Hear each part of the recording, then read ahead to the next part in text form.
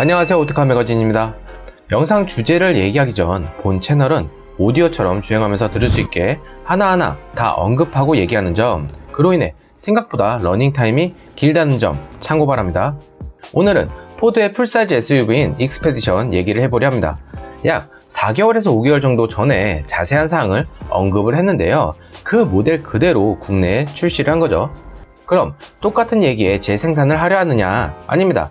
지난 시간 포드 레인저 모델들이 적통이 아닌 남아공 생산 모델의 아쉬움 및 굳이 급하게 구매하지 않아도 되는 이유에 대해 얘기를 했는데요. 마찬가지로 포드 익스페디션 역시 이 부분을 기조로 얘기를 하려 하죠. 쉐보레를 좋아하는 분들이 포드를 좀 싫어하는 부분이 바로 이런 부분 때문이지 않을까 싶은데요. 솔직히 쉐보레는 차종이 많이 없고 아직까지는 르노와 마찬가지로 노사 간의 갈등을 가만히 보고 있지 않겠다라는 식으로 경영을 하고 있어 많은 모델들을 생산하려는 것이 아닌 수입의 비중을 늘리려는 움직임을 보이고 있어 현재는 라인업이 그렇게 많거나 다양하진 않죠. 그도 그럴 것이 이코녹스와 트래버스 모두 외관상 크게 변할 페이스리프트가 기다리고 있고요. 옵션 부분에서 레드라인이 국내 최고 트림으로 들어올 텐데 그 레드라인보다 윗등급에 있는 옵션들을 장착을 해서 국내에 선보일 것으로 생각하기에 많은 변화가 있을 듯 하죠. 이에 비해 포드, 솔직히 에비에이터까지는 괜찮았거든요. 생각보다 옵션 한 개 정도를 더 서비스로 껴준 듯한 것과 그에 대비한 나름의 가격 정책, 포드의 고급화 버전인 링컨의 희소성 등 참 괜찮다고 생각이 들었고, 월드 베스트 셀링카인 익스플로러 역시 세계화에 맞춰서 국내에 빠른 시간 내에 공개한 것도 좋았죠. 하지만 레인저 모델을 기점으로 뭔가 이상하게 흘러간다 라는 느낌을 줬습니다. 구형 플랫폼인 곧 구형이 되는 모델의 재고를 소진하려는 목적이 아니냐라는 의도성이 뻔하게 보일 만큼 한국인이 디젤을 좋아해서다 라는 식의 논리를 펼치면서 남아공 모델을 들여올 때부터 그 싸한 기분이 느껴졌는데, 그 전에 이미 출시한 포드 익스페디션, 솔직히 현대기아의 1.6 하이브리드 모델에서 원가 절감 및 펠리세이드 라지에터 크롬 부분 등 원가 절감의 흔적과 새로운 2.2 디젤 엔진의 문제점까지 점차적으로 나타난 가운데 일본차는 가장 국산차 대비 부품 수급 등 타사 수입차 대비해서 편의성이 있지만 아직 이 반일 감정이란 것 때문에 시기가 애매하고요. 쉐보레는 라인업이 좀 아쉽기도 하고 아직도 대우의 연장선으로 생각하는 부분들이 있기에 약간의 웃돈을 주고 살 수 있는 수입차가 포드죠. 익스플로러는 워낙 많이 보이고 있고 부품의 정가가 비싸지만은 점차 미국 차량의 애프터마켓 또한 커지고 있으니 여러가지 생각하고 고려한다면은 독 3사까지 가지 않고 수입차를 느끼고 싶은데 폭스바겐은 좀 그렇다. 안전하고 강성이 좋으면서 내장재에 잡소리가 안 나는 그런 차, 그런 미국 감성을 느끼게 하는 포드로 가는 분들이 많은데, 내가 산 차가 본토에서 바로 1년 뒤에 풀체인지처럼 느껴지게 하는 페이스리프트가 나온다고 한다면 기분이 어떨까요? 최신형 스마트폰을 구매했는데 반년 만에 에디션 버전이 비슷한 가격에 나온다면 짜증이 나죠. 아, 내가 그 유명한 호구였구나, 이런 생각이 들죠. 그리고 포드 코리아가 판단을 잘못한 게 쉐보레의 신차 출시 타이밍이 정말 아쉬운 게 여실히 드러나는데요. 그 이유가 연간 최고 4만 대 정도로 정말 그 정도면 더할 나위 없는 목표치 달성이다 라고 생각할 만큼 크기에 대비 나름의 착한 가격 측정을 하고 출시한 게 펠리세이드죠. 이 펠리세이드가 2019년에 5만 2천 대를 팔았고요. 2020년부터 현재까지 여전히 공급 물량이 부족해 4,000km 미만으로 탄 중고차 매물이 오히려 신차 가격과 같거나 약간의 웃돈을 줘야 할 만큼 5, 6개월 기다리는 것보다 저렇게라도 사야지 할 만큼 대형 SUV에 폼을 열었습니다. 더 이상 이 작은 나라의 분단 국가라서 더 작은 영토에 대형 SUV 및 수입차는 안 팔릴 거라는 생각 자체가 틀렸다는 것을 증명을 했죠. 이에 폭스바겐 역시 투아렉보다 더 큰 테라몬트의 한국 도입을 약속을 했고요. BMW 신형 5 시리즈 더5 출시 행사를 한국에서 할 만큼 한국 시장이 더 이상 동양의 작은 시장이 아닌 중요한 시장이다 라는 인정을 하고 있는 시점에 이미 FTA가 잘 되어 있고 수입할 수 있는 총 차량의 대수가 한정되어 있더라도 일단 볼보처럼 소량으로 신차를 먼저 가져온 후에 마케팅을 하면 6개월은 충분히 기다릴 수 있다고도 생각을 합니다. 이런 것들을 볼 때 가장 기대감을 모았던 쉐보레 타호가 신형 에스컬레이드 출시 후 판매 하극상이 일어날까 고려만 하고 있다라고 못을 받고 현지 물량도 맞추지 못하기에 쉐보레 블레이저처럼 언제 나올지도 모르는 카더라만 계속해서 나오는 상황이고요. 이에 발맞춰서 그나마 포드 풀사이즈 SUV인 익스페디션과 링컨 내비게이터를 한국에 정식 공개 및 출시를 했습니다. 지금부터 현행 모델의 간략한 소개 및 현재 국내 판매 모델과 페이스리프트의 인 익스테리어 차이 및 그 이유에 대해 얘기를 할게요. 캐나다 구스의 익스페디션 패딩을 보면은 그 거대한 크기 및 투박하지만 디자인보다 기능에 집중한 그런 패딩이죠. 마치 그 패딩이 연상되는 것처럼 거대한 SUV 포드 익스페디션이 국내 4세대 모델을 내놓았고요. 곧 4.5세대가 나올 예정이죠. 간략히 역사를 알아보면 UN93 프로젝트에서 시작이 되어서 1996년 브롱코를 대체하기 위해서 등장한 익스페디션. 대배기량 엔진을 얹고 크기와 성능을 앞세운 마케팅은 성공을 거두어서 연간 평균 20만 대 이상을 판매 성공을 거뒀고요. 2세대 모델은 3년 만에 단종되었지만 3세대 모델은 이를 갈고 만들어서 그런지 10년간 장수를 했습니다. 마치 모하비는 저리 가라 같은 사골 모델이 이어진 3세대는 2017년에 4세대 익스페디션을 선보이면서 새로운 대형 SUV의 존재를 알렸죠. 쉐보레 타호와 비교해보면 임팩트가 부족한 모습이지만 2017년 당시에 쉐보레 타호보다 더 앞서 나간 디자인 및 편의성을 앞세운 모델이었습니다. 쉐보레 타호는 풀 체인지를 거쳤고 임팩트 강한 모습을 선보이면서 새로운 패밀리 룩으로 무장한 모습을 보이죠. 포드 익스페디션 역시 마찬가지로 말이 페이스리프트지 최근 현대가 밀고 있는 풀 체인지급 페이스리프트라는 수식어가 더 잘 어울릴 만큼 대대적인 변화를 준비하고 있습니다. 이 말이 무슨 말이냐? 파워트레인에서 큰 변화는 없지만 다만 실내의 변화 및 익스테리어의 변화가 눈에 띌 정도로 마이너 체인지이면서 많은 변화를 주었다라고 할 수가 있는 거죠. 국내 기사를 보면은 대부분 현재 외형을 가진 채로 스파이샷에서 확실하게 보여진 인테리어만 변화가 있을 거다라고 하지만 아니요, 절대 그럴 일이 없다고 생각을 합니다. 가장 큰 이유, 익스페디션은 풀체인지된 F150의 플랫폼을 기조로 하고 있고 실제 그 모양이 픽업 트럭에 SUV를 얹은 느낌을 그대로 가져가고 있죠. 다음은 위장 테이핑에서 나타난 라인들로 유추해본다면 현행 익스페디션은 크롬으로 도배된 최근 트렌드에 좀 반하는 딱 미국차다운 모습의 크롬 라지에이터를 선보이고 헤드램프와 연결된 모습이 마치 최근 폭스바겐의 디자인 언어와 비슷하게 보이죠. 최신 차들은 범퍼 라인을 얇게 하고 그릴의 형상을 크게 하던가 아니면은 크롬을 좀 없애고 젊은 취향을 갖도록 하는데 반해 올드한 느낌을 연출하기엔 무리가 있죠. F150 픽업 트럭의 전면부를 기조로 새로운 디자인 언어를 적용할 듯하고요. 이는 세로형의 헤드램프, 양 옆에 상향등이 위치할 듯하거나 가로형으로 배치될 수 있는 가운데 그릴은 현재와 다른 더 커진 그릴을 선보일 듯하고요. 크롬으로 어지럽게 도배된 모습에서 커다란 가로줄을 기준으로 세부 디자인의 그릴이 적용이 될 듯합니다. 아직 프로토타입의 테스트카라서 최소의 법규를 제공한 거라 세부 사항을 아직 알 수가 없죠. 다만 최근 포드 SUV나 픽업 트럭의 디자인 언어를 적용을 한다면은 디귿자 모양의 주간주행 등 DRL이 들어갈 듯하고요. 큰 차이가 없는 쪽은 리어 부분이 큰 차이가 없을 것이고 마치 올류 렉스턴이 전면부가 크게 바뀌고 리어 부분을 살짝 손을 본 그런 페이스리프트를 할 것이라는 거죠. 전면부에서 개인적으로는 F150보다 더 가까운 디자인을 선보일 것이 포드 신형 에버레스트 레이아웃에 더 가깝지 않을까 하고요. 헤드램프의 위치는 더 위로 올라갈 듯하고 그릴의 형상은 좀 더 F150 신형 모델과 비슷할 듯하죠. 좀 기대가 되는 것은 왠지 역대급 디자인이 나오지 않을까 하는 기대감이 듭니다. 사이드 미러 및 측면 캐릭터 라인 그리고 로커 패널과 휠하우스 부분은 현행 모델과 같은 모습을 보이지만 어떻게 보면 미국 차에서 가장 약점으로 드러나는 휠 부분, 휠이 마치 레인지로버 보그의 휠을 연상케 하는 비슷한 디자인의 블랙 휠이 들어가고요. 무엇보다 페이스리프트 모델을 사야 하는 이유가 바로 여기에 있습니다. 인테리어에서도 가장 올드해 보인 센터페시아의 디자인이 풀체인지처럼 바뀌었기 때문이죠. 많은 분들이 미국 차를 선택하지 않는 이유, 바로 실내 디자인의 올드한 느낌 때문에 망설여진다 라고 하는 분들이 많을 만큼 실내 디자인을 마음에 들지 않아 하는 분들이 많아서 결국 디자인을 선택, 판매 대수보다 리콜 대수가 더 많은 제네시스 GV80을 선택을 하게 되는 거죠. 솔직히 디자인이랑 인테리어 인정, 다만 첫 발걸음치고 너무 하자가 많았다. 이게 GV80의 문제였던 거죠. GV80 금액으로 살 수 있는 익스페디션이기에 바로 이런 예시를 든 건데요. 자, 마치 모델 S 첫 모델과 같은 세로형의 대형 디스플레이 및 새로운 UI와 UX 사용자 경험을 페이스리프트 모델에 적용을 했고요. 현재 판매되고 있는 모델과 비교를 해보자면은 스티어링 휠 및 풀 디지털 클러스터와 콘솔 박스까지 다 똑같죠. 다만 중심이 되는 센터페시아가 바뀌니까 진짜 완전히 다른 차 같은 느낌을 주죠. 세로형의 대형 15.5인치 화면 양옆으로 송풍구가 세로형이 아닌 가로형으로 재배치가 되었고요. 기존 복잡했던 버튼의 나열은 최소한의 버튼만 남긴 채 새로운 인포테인먼트 시스템으로 들어가게 됐습니다.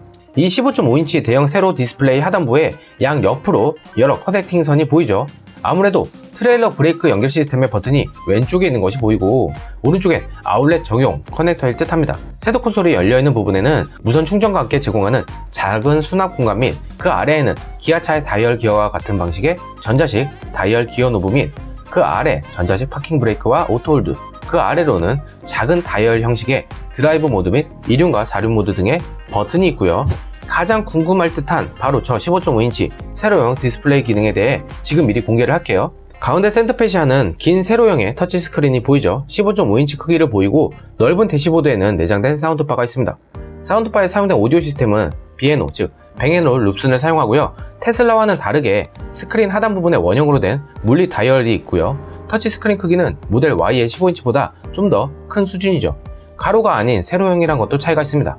이 물리 다이얼로 평소에는 오디오 볼륨 크기에 대한 것으로 쓰이다가 온도 조절 메뉴로 가면 온도 조절 등 다양한 활용성을 나타내죠. 우선 메뉴 구성에 가장 많이 쓰이는 퀵 컨트롤 설정을 하게 되면 화면처럼 다양한 아이콘들이 뜨게 되고요. 스마트폰과 연동하여 연락처에 바로가기 등 전화나 문자 그리고 통화 녹음 상황까지 체크되는 UI는 마치 커다란 스마트폰 화면을 보는 듯하죠. 라디오 주파수 역시 원하는 대로 다이얼을 돌려가면서 맞출 수가 있고 수많은 페이징 화면을 제공하여 정말 스마트폰 화면을 개인화시키듯이 커스텀화를 이룰 수가 있습니다.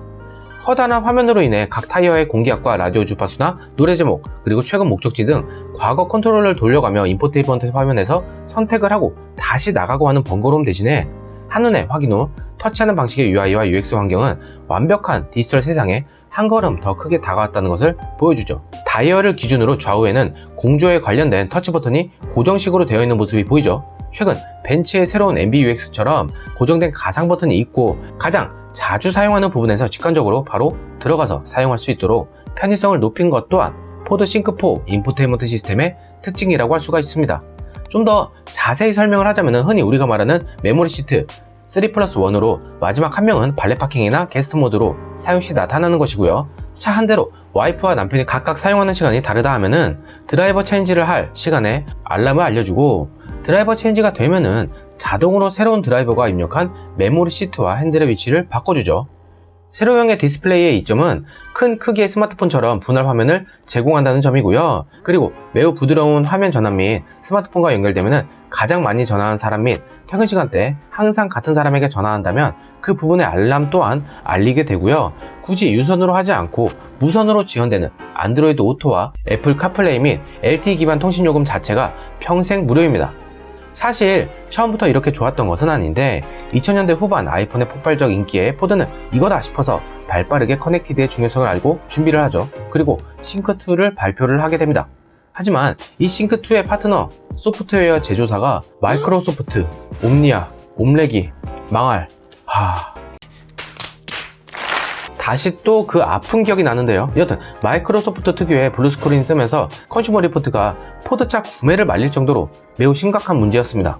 2016년에 블랙베리 OS를 기반 싱크3를 발표를 했고요. 현재 사용되는 것처럼 부드러운 화면 전환과 심플한 인터페이스 및 블랙베리 특유 안정성에 그나마 다시 자리를 잡았죠. 머스탱 마하이 전기차에 처음 장착된 후 풀 체인지된 F150에 이미 장착이 되어 있고요. 참고로 F150은 세로형 디스플레이가 아닌 12인치의 가로형 인포테인먼트 화면을 제공을 합니다.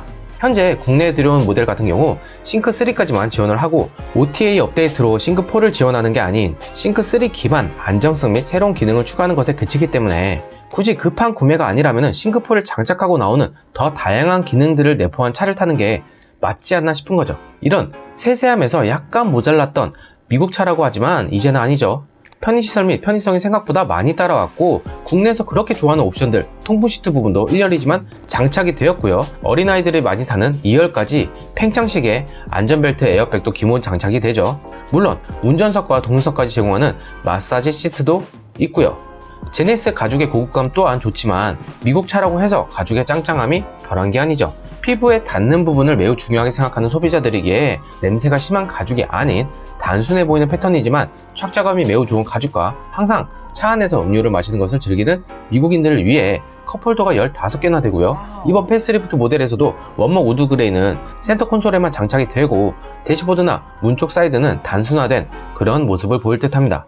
아무래도 링컨 내비게이터와 급을 나누는 모습을 보일 테지만 솔직히 1억을 마지노선이라고 생각을 하고 독일 SUV를 구매하려 한다면은 벤츠 GLE와 BMW X5의 중상 트림이 마지노선일 텐데 GV80 구매 가격인 8천만원대에서 옵션도 있을 것이 다 있고 2열과 3열 폴딩 시 2m가 넘는 공간감을 보여서 차박하기에도 매우 좋고요.